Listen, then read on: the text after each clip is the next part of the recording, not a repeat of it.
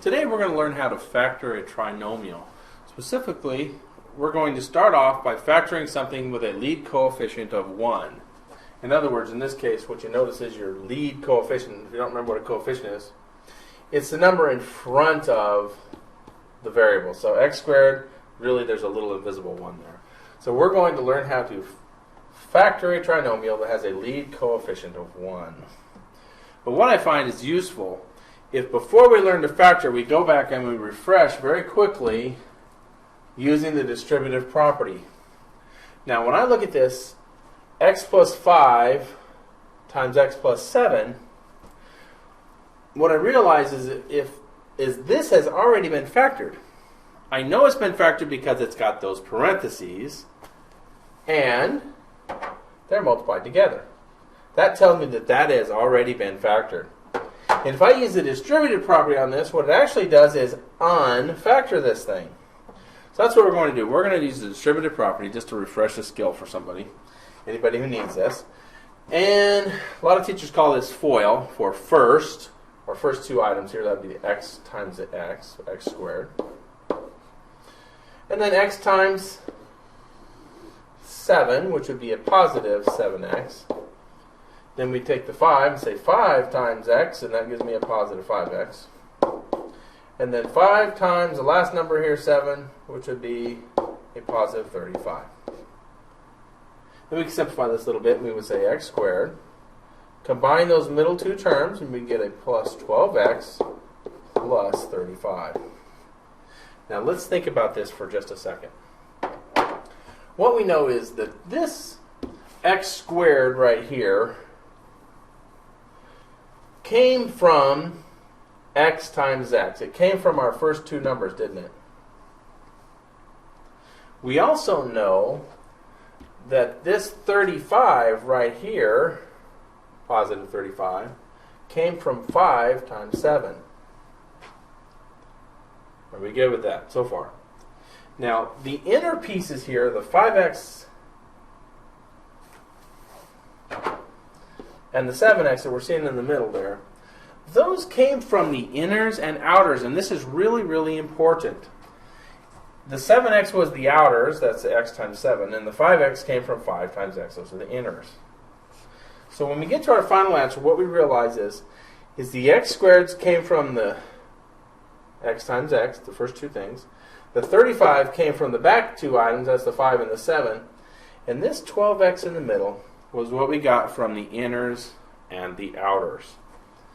If you realize that, it's going to help when we go to factor. So now let's backtrack here. We're going to factor this one right here. It has a lead coefficient of 1. And so what I know about this is it must have come from something with an x here and an x here. Couldn't be like a 2x or 3x, because that would not give me x squared. It has to be x and x. And I also know that this back number, this 24 here on the end, has to have come from two numbers, one here and one here, that multiplied to be 24. So I think it's useful. All we do is sit here and we figure out what multiplies to be 24. I'm going to write them all down. I'm going to write them all down. We get 1 times 24, 2 times 12, 3 times 8, 4 times 6. Those are the only ones I can think of. As far as whole numbers goes, those are the only things that are going to multiply to be 24. And now I use what's called guess and check. I try something. I plug it in and see if it worked. So I'm going to say, let's see here. I put a 1 and a 24 in here. 1, 24.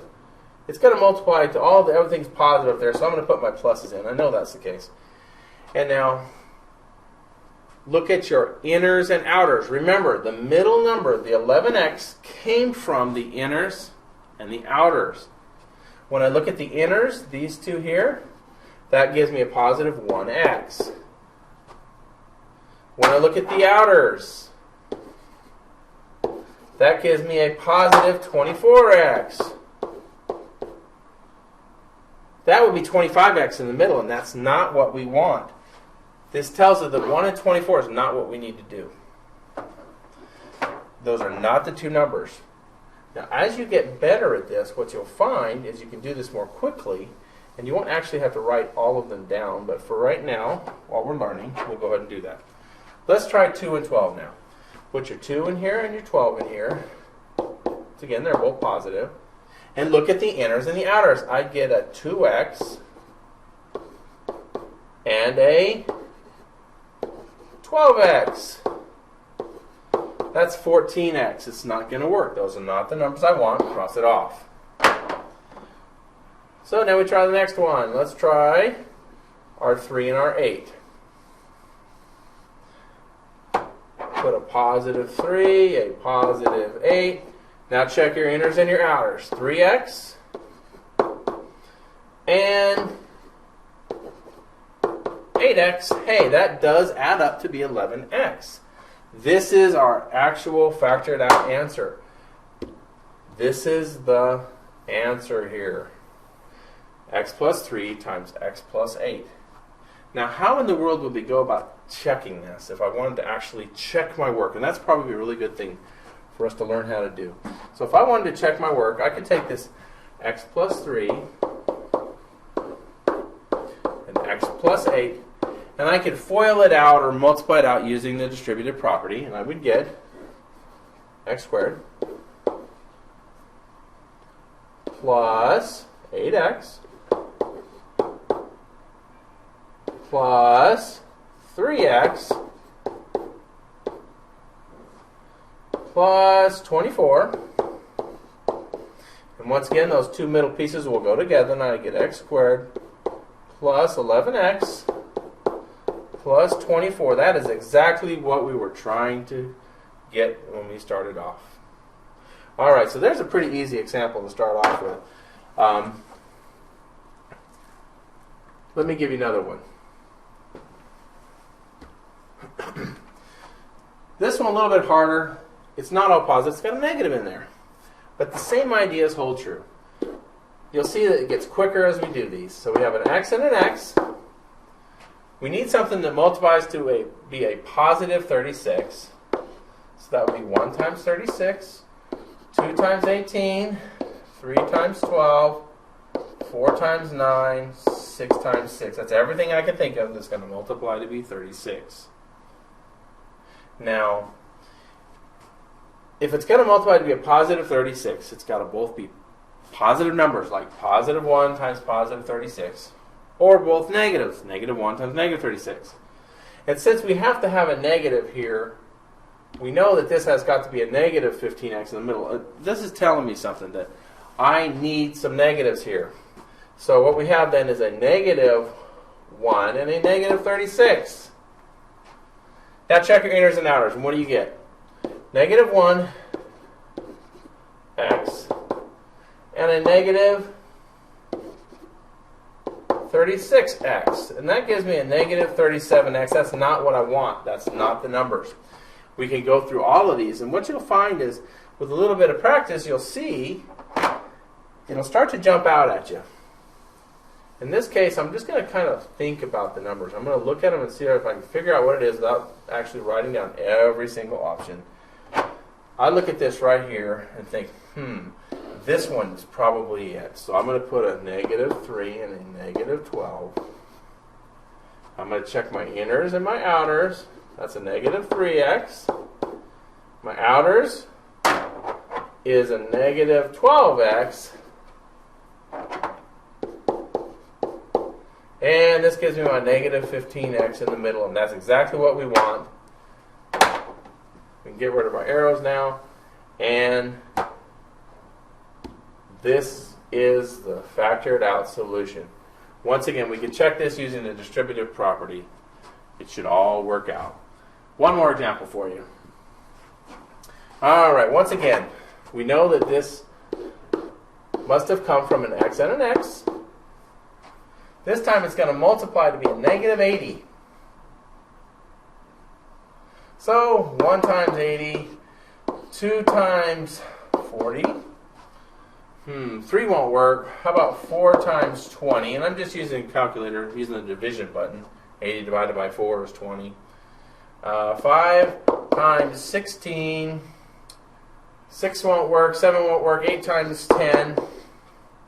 Or 9 Will 9 work? Let's see here. 9 won't work. Okay, so what we have then is one of these combinations here, 1 and 80, 2 and 40, 4 and 20, 5 and 16, 8 and 10. One of those combinations should work in here to give me this. Now we have to think though. It's got to multiply to be a negative 80. So this time, could I use two negative numbers? In other words, could I make it something like a negative 1 and a negative 80? That would not be, when I multiply, that give me a positive 80, and we don't want that. We need a negative 80. This tells me one of my numbers has to be positive, one has to be negative. So there's one positive.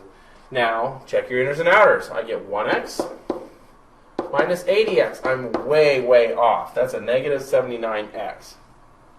Okay? What if I flip-flop them and make this... Whoops, let me erase that here. What if I flip-flop them and make this the minus and this the plus and make this a 1 and the 80?